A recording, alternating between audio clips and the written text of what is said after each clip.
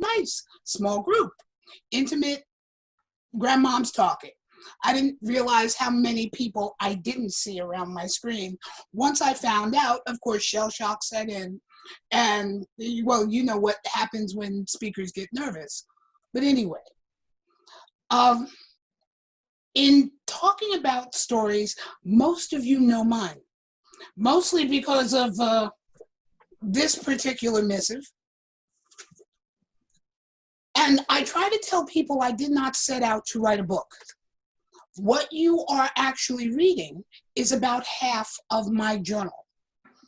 For good or ill, as a quick squirrel, and you're going to get a lot of those tonight, a couple of my crazy next generation of my leather family is in the process of editing the entire blasted thing, adding pictures, God help me, and in some rather twisted ways, turning this book into an audio. They've been asking people if they're willing to read their favorite passage. And for me, that's going to be kind of fun because I will hear my words from somebody else's mouth and with their expressions and attitudes. But in 1994, when Philip Miller and Molly Devin asked if they could publish my journal, when I stopped laughing at them and reminding them that they would lose their shirt, I also said that I wrote the damn thing and I wouldn't read it, mostly because I think journals and diaries are boring. The incidents that you read about tend to be unique to the person who wrote them. And the backstory that creates the entry isn't seen or heard because it's either a journal or a diary. The story that goes with the story that is written is all running around in the writer's head. When I went back through this and realized that my mind filled in the blanks, it became a little problematic for me because none of the people who read this would be able to know what was going on in my brain. So after Utah, I got a lot of questions about the journal and could I fill in some of the blanks about certain passages. A lot of them erotic, a lot of them historic, far more of them erotic than historic, but hey. And was asked whether or not I would do something to create a library channel to tell one or two of the passages and then tell the stories behind them. So you all are going to be my test subjects for 3 different journal entries, and you're going to get to hear what was happening around them. So, making sure that I can see my own bad handwriting.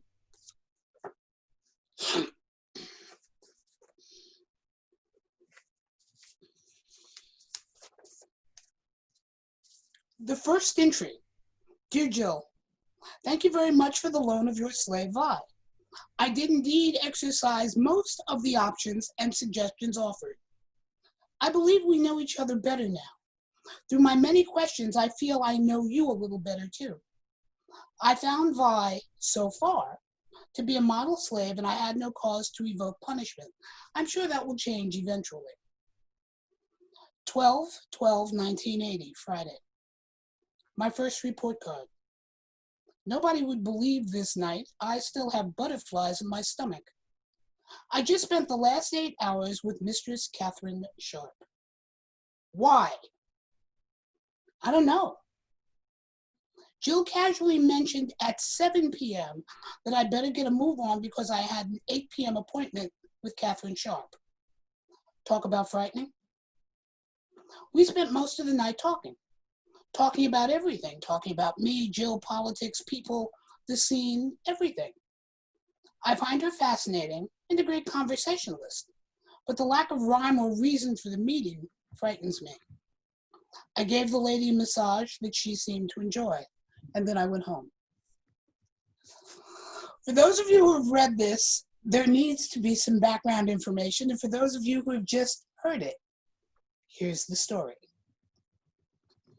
Jill and I, as most of you know, almost 46 years ago, fell in love and started doing a whole lot of kinky things and ultimately settled down to what outsiders might consider a very traditional husband and wife role. But the more we fell into the married routine, the less we played. Until finally we sat down to talk one day and she said what felt like play to her play partner now felt like abuse to her wife. Interesting statement. Well, I'd gotten home from work and we did all the things that Jill and I do to wind down our day.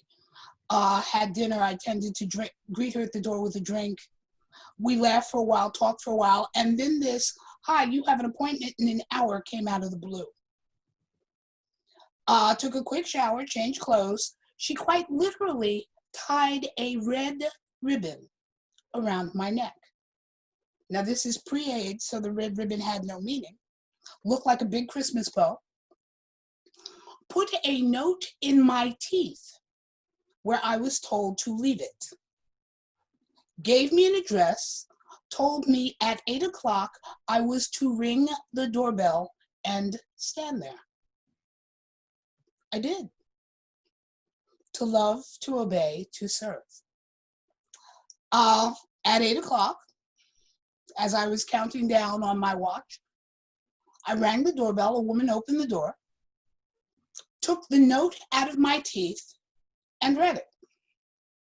She looked up at me and asked whether or not I knew what was in the note, and I said no. She invited me to come in, and the rest of it is as you saw it, or heard it, I should say. She gave me a tour of her house, and we sat and spent the evening talking about everything. When I got home, Jill was already in bed and sound asleep, and I was up all night trying to figure out what just happened. And by the next day, I was trying to figure out not just what just happened, but why it happened. Now, this kind of encounter went on for 3 or 4 more times as Jill, Catherine, and I got to know each other. Jill's way of solving the problem of wifely love and abuse versus playmate love and fun was to find someone she trusted and then make me a gift, which is ultimately what happened. I became a gift to Catherine. Ultimately, the 3 of us ended up buying a house together. Some of that, if any of you are old enough to remember Contact Magazine's Corporal Publishing Empire, Janet Griner's publishing empire, and an awful lot of kinky SM movies. The house that we built together became the foundation for a lot of those movies, a lot of the pictures that were taken for those magazines of the early 80s, and an awful lot of really awesome kinky parties. But that is the backstory to that entry and how this thing starts.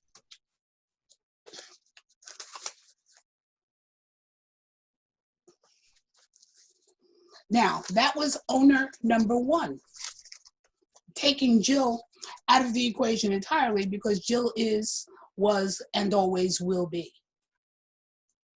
Entry number 2, this is February 3rd, 1983. Madam, it's a sweet smell, the owner of burning flesh. The aroma is not entirely unpleasant.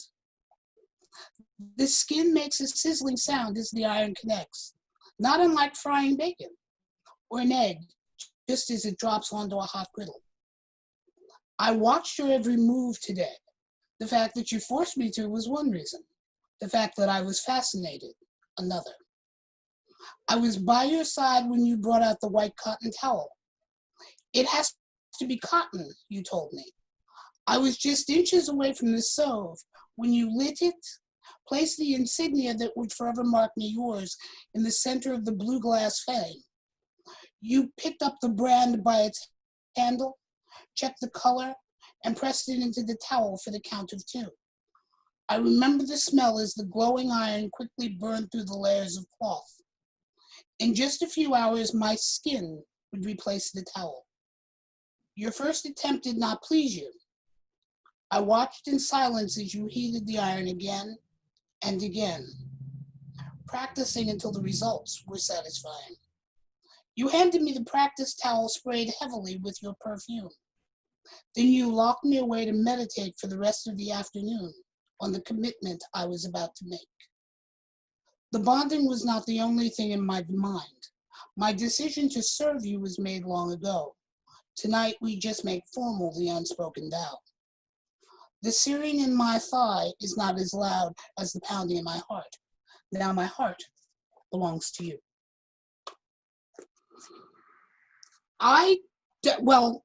In 83, the concept of a slave being branded was not just a radical step, it was a step that wasn't taken that often. But this is also going back almost 30 years. And the piercers and body modification specialists that we have now weren't really around then. But Nan wanted to have me branded. Whoops, slip of the tongue. Jean wanted to have me branded.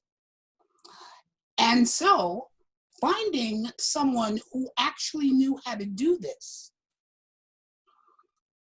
was a bit of a puzzle. Well, there weren't a lot of people in the tribe who had a clue how to actually brand someone. But for those of you who are familiar with Black Greeks, the fraternity Omega Psi Phi brands all of their pledges, and they have for decades. So I called a cousin of mine who was a Q, as they're known, an Omega, and he gave my mistress branding lessons. That was an interesting position to be in, if you can imagine that I have a family member teaching my mistress how to apply a hot brand to my body. But the way the Qs do it is to practice on a white cotton towel because of the way it burns. And it burns very similar to the amount of heat needed on human skin. So after the brand had been made, which by the way was a high heel, I watched her practice and practice and practice. I was fascinated, horrified, and scared to death all at the same time. There were 1,000 questions that were running through my mind. Was it going to hurt? What would it look like? Would it heal properly? Black skin has a tendency to keloid. Would I keloid? Would I not? Would I embarrass myself with a sound that was unbecoming a slave? And so on. A special little apartment had been rented for the party, and there were about 10 people there to watch this branding happen. The ritual repeated itself over again. And that hot iron was applied to my right thigh. For those of you who have ever read any of the Gore series, a Kajira is branded on her right thigh, and that's where the mark was. It happened so fast, to be quite honest, I didn't have time to scream. Let me back up. The pain is less remembered than the smell. Now, if you have ever watched a branding and that scent comes wafting by your nose, that's one thing.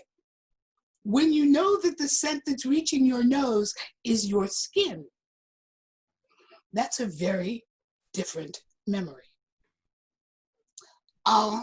And far more than the pain, it is the scent that I remember. And believe it or not, it's not all that unpleasant. That's entry 2.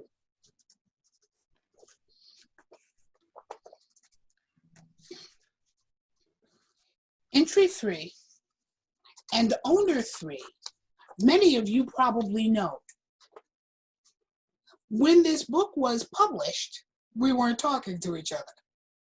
Hence, I had to use a fictitious name, as are most of the names here.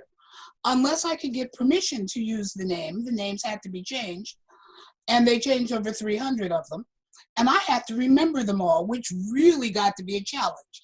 Did I mention I'm old and, rapidly going senile? But that's a whole different story. But since we have long since talked together, laughed together, loved together, and told stories about this book together, and she is the person who said, yes, Ren Jackson and Mistress Muir are the same person, I can now tell you that the person that I am about to read, the entry I'm about to read, is about Mistress Muir. It was one of our first real encounters. It was only about 3 weeks after my mom and my uncle died. My mother and my great uncle actually died within an hour of each other the same night. So to say that my head was on backwards would be an understatement. The person who straightened it out and took me out of my grief was Muir. And this was the first time that we had actually played together, and then I had stayed over that night. Well, for those bottoms who are familiar with bottom drop, anything after the euphoria can sometimes be described as mild shock, including the chills, the slight disorientation, the stupid smile, the adrenaline rush, and so on. Muir sort of guided me to her guest room, which had a California king. The bed was easily big enough to sleep 4 comfortably. The thing was ginormous. Tucked me into bed, and I was still cold. So she brought out something very special for me to sleep under, right after she chained me to the bed. 1:23, Saturday. My senses tell me that I'm dreaming. My mind knows I'm awake. What I'm experiencing now only happens in my fantasies. The warm rounded steel restraining wrist and ankle is deliciously real. In the blackness of this room and the huge expanse of this bed, I can sense you. Mixed with the aroma of night is the sweet scent of perfume and pheromone. The intoxicating mix makes me question my sanity. No, it's just my senses I'm unsure of. Against the nakedness, the fur of your coat protects me from the room's cool air. It tickles my nose and sends the essence of you straight to my brain.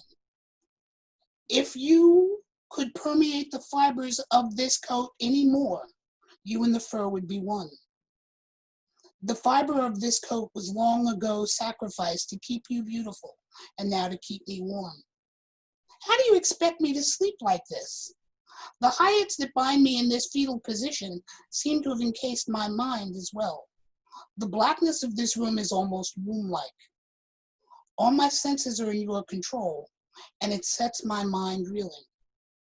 Oh, calm down. Your clit's throbbing faster than your heart is beating, or your head is running. I pray that there is an eternity till morning. I pray that you can't find the keys to these cuffs. I pray that I stay wrapped in your fur until hell freezes over. I can't get the images of you out of my head. Oh, just shut your eyes and go to sleep, you fool. I see images of you where I know they don't exist. I can feel your hands attaching my collar. Oh, will you stop? Ren is sleeping 2 rooms over. You have unknowingly programmed me to exotic and erotic thoughts of you. Sweet dreams are made of this.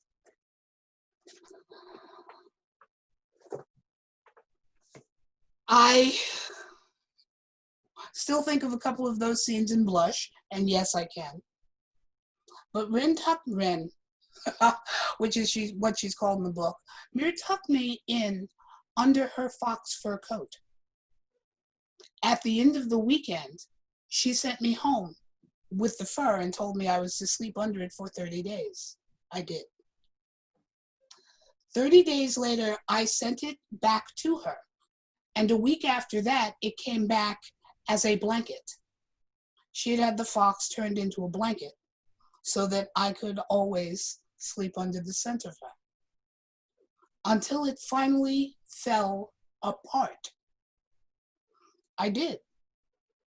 But the hired cuffs that put me in that insane position weigh about 6.5 pounds a set, which is a nice way of saying you do not roll over suddenly, because clunking yourself in the head once is an incredibly painful lesson. And occasionally when she has ordered me to, although we haven't actually been mistress and slave for over 20 years, I will still put them on. So, does any of this shock, surprise, or create a giggle?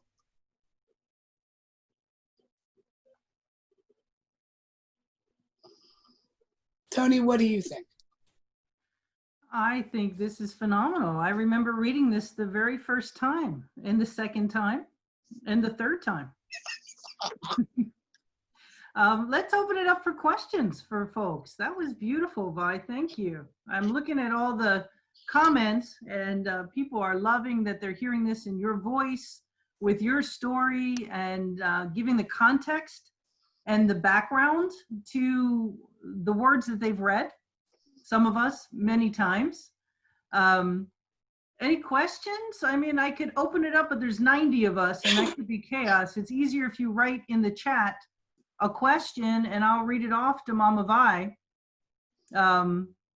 Somebody says, it makes me miss the dynamics of the slash, Vi. Others are just loving this story. How did the fox blanket get destroyed, Vi? Skin, as I ultimately had to learn, hide, has to be taken care of very, very differently, which is why women actually don't wear furs year-round, not just because of the heat, but because ultimately they begin to degenerate. And she had the coat spread open, lined, and then sent back with her. They made actually a lining of the coat and added to it. But I slept under it 365 days a year for years. Eventually, thread just wore out. And the hide, ultimately, even though it absorbed the oils from my body, also finally just gave out. And it got a little more tattered than I could continue to use as a blanket. Great. Somebody else asked, Vi, tell us the reaction of your Q family member. Did he follow up to find out how the branding went? Yes. As a matter of fact, he asked me to take a Polaroid, for those of you who remember what a Polaroid is, of the brand and of my thigh, actually, and the brand, and send them both to him. There were bragging rights for the longest time. Someone else writes, do you still have the wolf, right? Yes. My wolf, I sleep, actually, for those of you who, well, most of you wouldn't, for those of you who have ever been in my home, know that I sleep under two dream spirit animals. I sleep under the hide of a buffalo and the hide of a wolf. And I learned to keep them above the covers, not against my skin. Is journaling still something that you do, Vi? Ooh, kinda. I journaled far more regularly up until about 10 years ago. And unfortunately, in some ways, Facebook began to replace that. It doesn't have the depth of the ability to journal like LiveJournal, for those of us back in the day who remembered communicating through LiveJournal. It doesn't have the depth of those entries, but it allowed the entries to be more frequent. I have bits and pieces of some of the early entries, and I was thinking of going back and looking at both my notes and recordings that I've done for myself to expand on them. Maya says the passage was the one that helped her realize that I wasn't alone in needing that type of devotion. What meaning does the brand hold for you now that your relationship has ended? Squirrel. When the relationship that put that brand on my thigh ended, much to my surprise, a little less than 2 months later, my body began to change. Within about 6 months, the mark had entirely disappeared. I know where it is, and I can't find it. And this mark was on my thigh, my right thigh, for 10 years. It didn't, 9 years. It didn't tan. It didn't keloid, which kind of surprised me. It looked like someone had literally almost taken dry ice and lifted all the color out of my skin. I could be out in the sun for days. It never got darker, it got red, but it never changed color. Within 6 months of the breakup, the brand disappeared. Now, as a lead into to Mistress Mir, because Mir knew the story of the brand. And when she marked me, she said, "This one isn't going away." And she had me tattooed. So this is a kind of a statement question, Vi. So you were a furry before it was cool? Actually, yes. More years ago than some of you were probably around, the early generations of the NLA had different chapters. One was in Los Angeles. NLA LA was made famous by an art show that it did for one night only, that had everything from sketches and sculpture to performance art. It was controversial as hell because two of the pieces we were showing were actually Mapplethorpe's. My Jean brought her cage. She was going to do a scene on top of it as a performance piece. I had been up for 2 days straight setting up that show and was told to take a 15-minute break in the cage, which is where I slept half the time anyway. Climbed into the cage and was at rest until a young man whose beast persona looked at me in the cage, and I could tell by looking in his eyes, he was part envious and part jealous. We began to make contact on a level that I had always repressed. Within about 10 minutes, whatever humanity I had was gone. And we were interacting wolf to wolf. To say that it stopped the art show would be an understatement. 200 and some odd people evidently stopped what they were looking at to watch us. The man who owned that boy was a man named Robert Kirk, who also drew at the time under the name Kirby. He did some sketches of his boy and I, one on the outside and one on the inside. I don't know if they were ever published, but from that point on, the beast in me reared its adorable or ugly little head whenever it wanted to. And a gift from his boy was his wolf tail.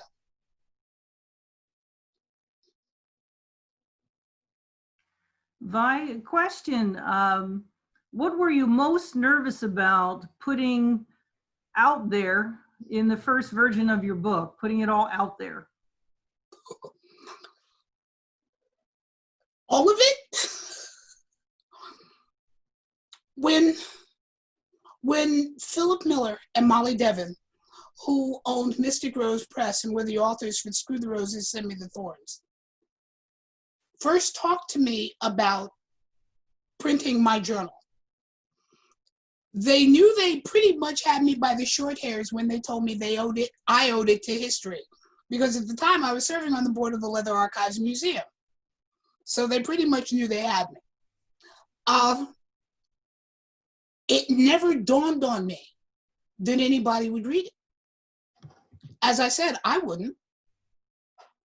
So I wasn't really thinking about it. I mean, we went through all the gyrations. I still have my contract somewhere.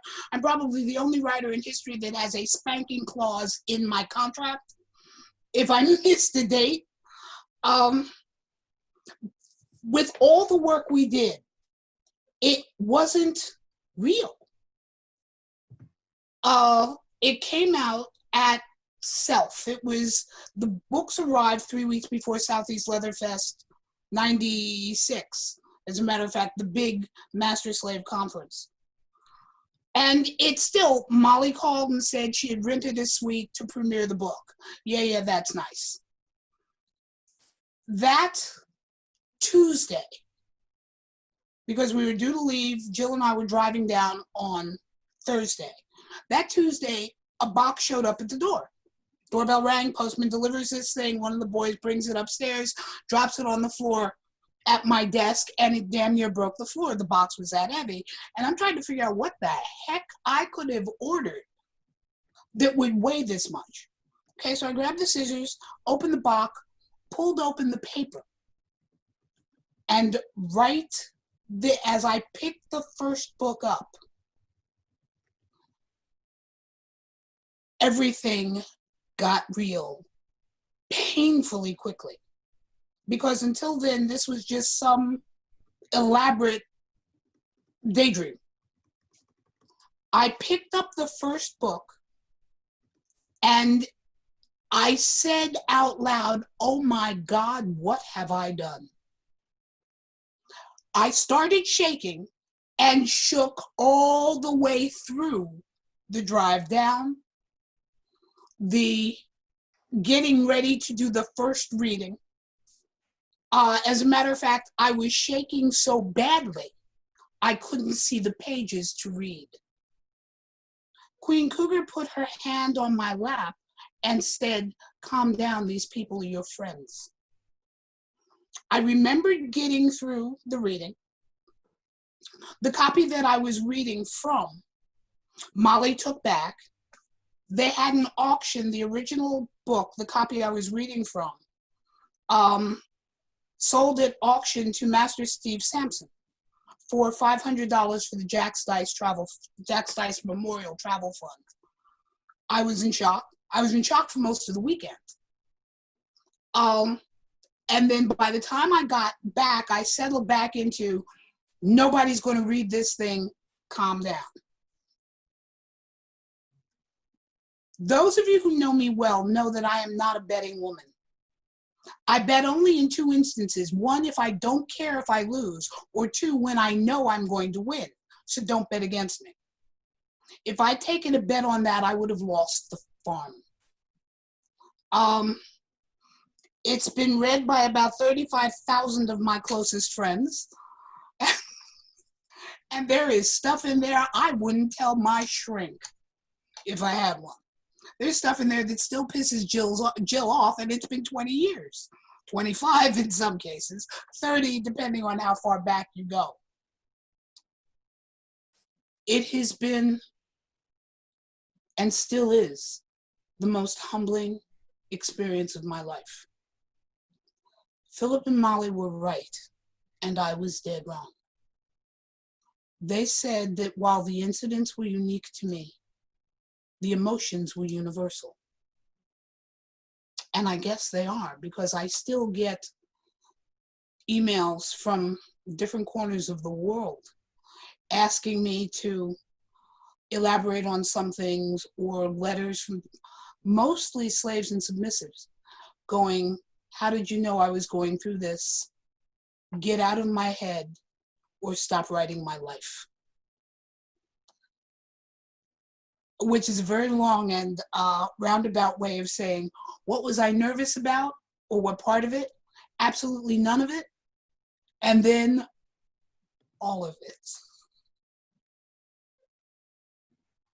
Via question, the journals, were they something that you kept on your own, or was it a protocol of a master that asked you to do that? It was a protocol. Ultimately, my journal became my therapy. But when it started, and this would only make sense for slaves of my era, a slave of my era was not expected to, quote, impose, close quote, their emotions on their owner. If Ed McMahon, for those of you who remember him, rang my doorbell and said, here's $1 million, my tone when I spoke to my owner would be, madam, I'd like to take you out to dinner. There's something I need to tell you. When my mother became ill, or actually, let me back up. When 2 of my classmates died, and they died pretty much the same week, I had to say to Jean, please excuse me, madam, I've had a tragedy, and I really need to get away from you right now to be alone. There was no modification in tone either way. It's not that we didn't have emotions. We weren't expected to express those to our owner. So the journal became the place where those emotions went. Kind of my Pandora's box in reverse. It began mechanically because I was ordered to, and I was ordered to keep a journal versus a diary. Because a diary is usually day to day. A journal is when something happens that you want to record. And it was figured if I had the time to keep a diary, I was doing something wrong.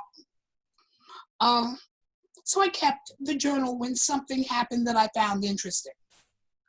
But as things evolved, and those who have actually read the original journal say they could begin to tell what phase I was in by the tone, that the writing became less mechanical and far more emotional, and less the observer than the participant. And some of them, I write stream of consciousness, which is why I could never be a really good writer. Because what goes on the pages comes straight out of my mouth. It is the way I think it without correction. Because if I actually stopped to correct it, I probably wouldn't write it. So what you are reading is the way it came out. And what started as an exercise for my owners became probably the most important therapy I could ever have had.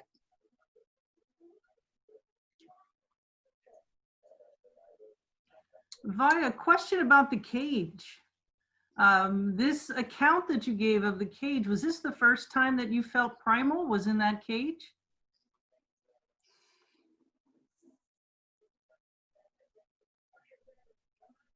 Yes and no. Had those feelings sort of crept up before and, suddenly I felt the urge to growl? Sure. Had it ever really taken me over? That was the first time. I only have that's not true. My memories of the last 2 hours of that night are still seen through the eyes of the wolf that's a part of me. I remember scent. I remember people. I remember Bob's playfulness. I remember us swatting at each other and playing it with each other. I remember reaching through the cage to nibble on him and him on me. It was the first time the beast took over. Vi, tell us about your choice of scene name versus stage name. You go by Mama Vi. Do you have regrets about that, or conversely, are they points of pride that you use your name, Viola? Back in the day, And please remember, I'm backing up 45 years. This tribe was a whole lot smaller. And it never dawned on us to use what has now become the classic scene name or moniker. Daddy was Jack Jackson. My big brothers were Tom and Jerry McNichol. Pat Bond was the founder of the group I went into. We were who we were. There was no reason to disguise my identity, because the only person whose opinion I cared about knew what I did, and that was my mother. As to the rest of my family, and I come from a biologically very, very big one. You don't like what I'm doing, please don't let the door hit you where the good Lord split you. So it never dawned on me that I had a reason to hide. The name Mama has gotten put in front of Vi. The name Grandmom has been put in front of Vi. And now Gigi, or Great Grand, has been put in front of Vi. And it's the only title that I've ever needed. So I am who I am. The woman who looks back at me in the mirror is very proud of what she sees, bumps, bruises, scars, and all. Vi, I'm going to go off script and I'm going to ask my own question here. I would love to hear if you could tell everybody what Hellfire was. And can you tell us a Hellfire story? Because the ones that I've read in Cowboy Jen's collection have been awesome. And I just don't feel like folks get a chance to experience that kind of thing anymore. Can you tell us what Hellfire is and tell us a story? Oh, the Hellfire Club. New York was an interesting place in the late 70s into the early 80s, but by 82, AIDS had shut down a lot of our clubs. New York had SM nightclubs. If you wanted the ritzy and posh, you went to Club O. It was owned by a lesbian couple, and the carpeting in the playrooms was thick enough for me to literally pick you up and drop you, and all you would do was bounce. Lois, the slave, didn't want slaves' knees, so she designed a play space she would be comfortable in. And it was open Wednesday, Friday, and Saturday, keeping normal bar hours up until about 2. If you wanted something to do on Thursdays, Tuesdays and Thursdays, you went to Chateau 19. Much smaller version, only a few pieces of equipment, but a wonderful atmosphere where you could just sit around and talk and learn. But after the conventional clubs closed, we went wandering off to a little place that you could access from West 9th, that if you didn't know where it was, you would probably miss it. It was an old subway station that had long since been abandoned, shut down. You got through it through, the way you got to a lot of subway stations, down a set of stairs and into an area under a building, classic New York. Hellfire was an old abandoned subway station that had been converted. On a scale of 1 to 10, 10 being as filthy as your little heart could imagine, this was about a 26. I'm convinced that there were viruses on the walls that probably started the plague.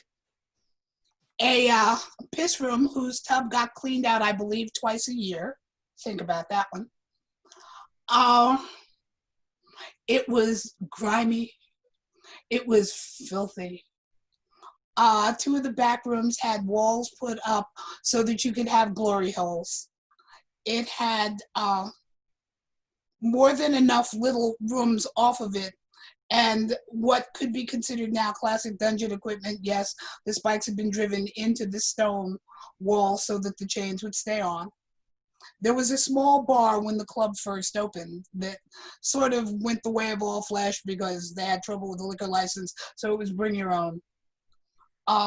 One interesting piece in the first room you came into, the front room, that looked like it had originally been set up by a mechanic, the kind of thing you would hoist a motorcycle or a car engine up on, and other pretty much rudimentary play equipment around the various places of Hellfire. The lights were fairly low except in the main room, where they weren't that bright, but they were brighter than everywhere else. And I felt safer chained to a pillar naked at Hellfire than I could ever feel in the police station. The 19th precinct was right down the street. It was home. The play was hot because it was family. We didn't care. We policed ourselves. And believe me when I tell you, while it was edgy and it tiptoed around an awful lot of things, it wasn't truly dangerous because the tops that were there would never have allowed someone to be deliberately hurt. Up until 82, it was pretty much all family because you had to know where you were going to get there. The tourists hadn't found Hellfire yet, and yes, at some point they actually did find us. There was Jill and I left in 84, probably the end of 83, when a tour bus literally pulled up in front of Hellfire because we had suddenly become trendy and the club was on the tour. And about 40 of the polyesters got out, went down the stairs, pays their money, and watched the perverts. The club changed pretty quickly. But until then, it was home. A story that evidently they still told at Hellfire in the middle of I was doing a scene with Jill and Baroness Monique Von Cleef. And subspace took over, and whatever planet that I was floating around on obviously had great gas in the atmosphere because I was gone. I had been attached to this frame, and on one facing me, on the other side of what was about an 8 foot by 8 foot, was a motorcycle, a full Harley, that was about a foot off the floor and was used for scenes. I don't remember much except having a involuntary muscular contraction. And when the contraction stopped, my arms, which should have been up, were down, and the chains that were holding me were on the floor, as was the motorcycle and the entire frame. Such is the power of an orgasm, especially one that's brought on by a really good flogging.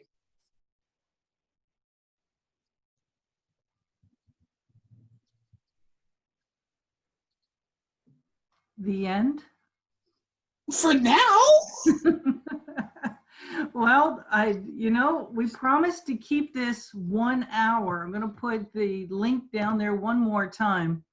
And the reason for that is to keep Vi young and spry and not burn out, right? To do a series of leather bedtime stories. And I am thrilled to say today we did a Zoom lesson with Judy and Jay, and I see Jay's on the call, so I think I can announce this now, that on Friday night, the South Central Women a Drummer is going to host Judy Tallwing. And we're going to do our best to get all the technology together because this will be a first time for Judy on Zoom. And next Monday night, we'll have another guest speaker. And Vi will be back in 2 weeks. And with Boy Robbie, do a joint leather bedtime story duo, right, from the library. And Vi, we thank you from the bottom of our heart for coming on and telling us stories and telling us more about your book, Do you have some parting wisdom for us? I mean, you always have wisdom. I know Robbie is going to start cringing and run and hide. Because I'm about to embarrass him and throw him under the bus. Most people, when they see Robbie, see him by my side. Yes, he is the wind beneath my wings, and he is the force and the energy that makes the library happen.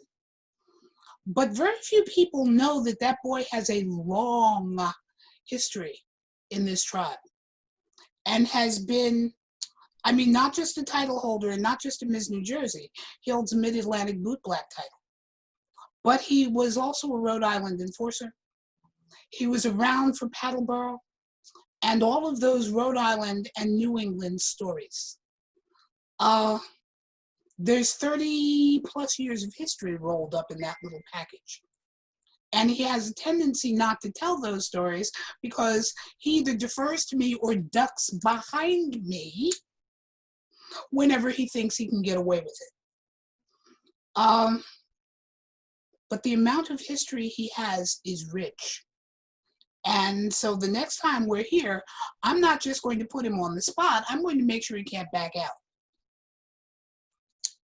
And so, for those of you who think Boy Robbie's only identity is with me, with Jill, and with the library, you are very, very wrong. And you're going to hear some of those stories firsthand. Right, boy? You should see in the chat, Vi, there's like Robbie cheers going. Robbie, Robbie, Robbie, Robbie. We love Robbie, right? So it's all good. It's all good. Yay, Robbie, right? Thank you, Vi. Thank you so much for coming out tonight and talking to us and telling us some stories. You'll be back in 2 weeks. I'm not very good at math, but I'm thinking that somewhere around the 28th or 27th or something like that. On a Monday night during this time. This is the Woman a Drummer hosted Monday night from the North Central region, and Robbie is one of the co-coordinators. Beth Jacobs is the other co-coordinator, and she has been, Vi, I don't know if you know this, she's been interpreting for the deaf and hearing impaired as we've been going through your stories tonight. Beth, thank you. Thank you so much. So we have Beth and Robbie coordinating the North Central, and that's why we have Mama Vi on this call, because you're in our North Central area, and we thank you. So we have a call every night except for Saturdays, usually at 9 o'clock Eastern time. Please take a look. Different nights do different things. From just a chit chat, tomorrow night is the Northeast with Daddy Jason and Boot Black Jess. They're hosting a discussion on sex toys from the Northeast, from Canada. And that's tomorrow night at 9 o'clock Eastern. On Wednesday night, the Mid-Atlantic got a little dirty last week, Vi. Yes, and they raised $800 for MATA, for the Mid-Atlantic Deaf Interpretation Fund. Wow. By Ms. Gretchen, our New Jersey title holder. It was her fundraiser. We just hosted. Cool. And the Mid-Atlantic on Wednesday night at 9 is doing a truth or dare. So if you come in the room, you consent. Okay? So if you're easily offended, don't come in the room Wednesday night. On Thursday night is Shiloh holds the Southwest Chit Chat. They're going to be telling stories of their favorite piece of leather and sharing. And I saw a whip that's going to be shared. Actually, I think that might be Honey on Friday night has a whip that you gave her that she's going to share at the opening. And then we have Judy Towing on Friday night. Telling leather stories at 9 o'clock Central. And the week always ends in the Northwest, in Oakland, San Francisco. This weekend, we're having another dance party. It's a competition. So if you want to dance around your house and take a video of yourself, we have a competition for the best dance video. The first round was won by Star and Nix. This is the second round winner, will be announced on on Sunday night. So if you have a video, send it in to womanofdrummer@gmail.com. And the dance-off line, the champion, hopefully, fingers crossed, will be at Ramblewood at our contest weekend. We're going to have a live dance-off between the first couple and the second winner. You can do it by yourself, or if you're shut in with someone, do the dance with them. But a crazy week ahead. And Vi, you started a great week, and we thank you so much. Thank you all. This has been fun. I guess Tony, you know what we talked about? I guess maybe I will be doing this a tad bit more often, if only to try and make that full book make sense, and before all of the kids embarrass me with what they're about to publish. Okay, sounds fantastic. Fantastic. Thank you, everybody, for coming. I'm going to be turning off the meeting. I hope to see you tomorrow night to talk about sex toys in the Northeast at 9 p.m. You can always find our Zoom address in the event. Thank you all for coming, all 96 of you. Good night.